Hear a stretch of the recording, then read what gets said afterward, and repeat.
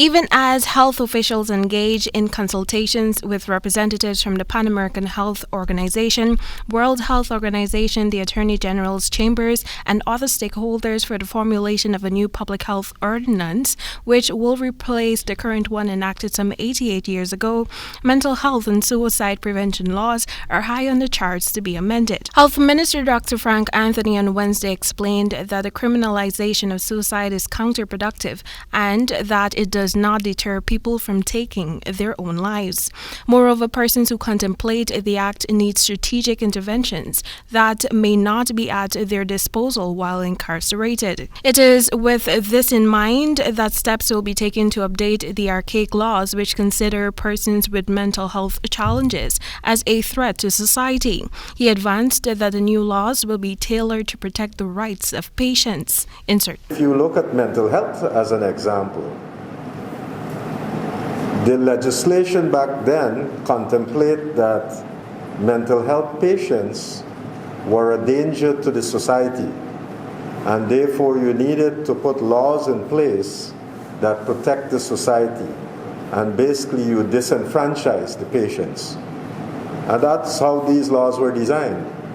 And a lot of people ended up in institutional isolation or in institutions, mental institutions, where they're not necessarily should have been in the first place because they needed treatment and care, and they could have gotten that in the community or closer to home. Over the next several weeks, the stakeholders will review various aspects of the public health law, seeking to regulate the containment of a wide array of issues.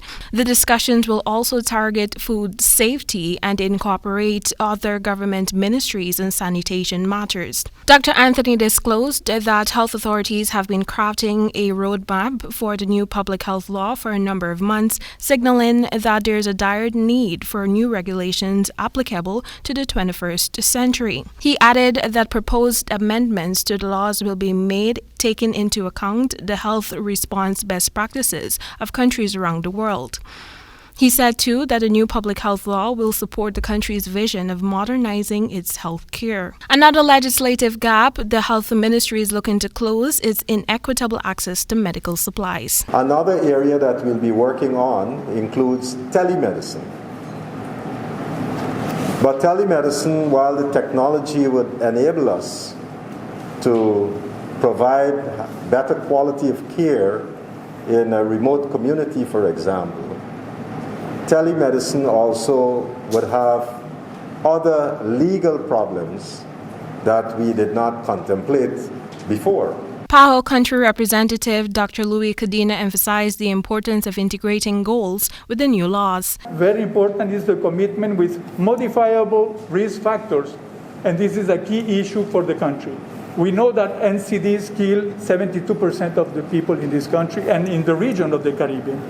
But we need to work in these risk factors through legislation.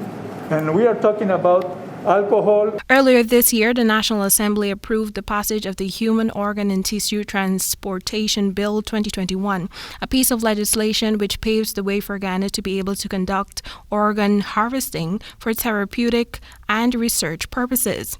It is anticipated that the completion and passage of the new public health ordinance will see an absolute physical overhaul of public health facilities countrywide. Tamika Rodney reporting for the HGP Nightly News.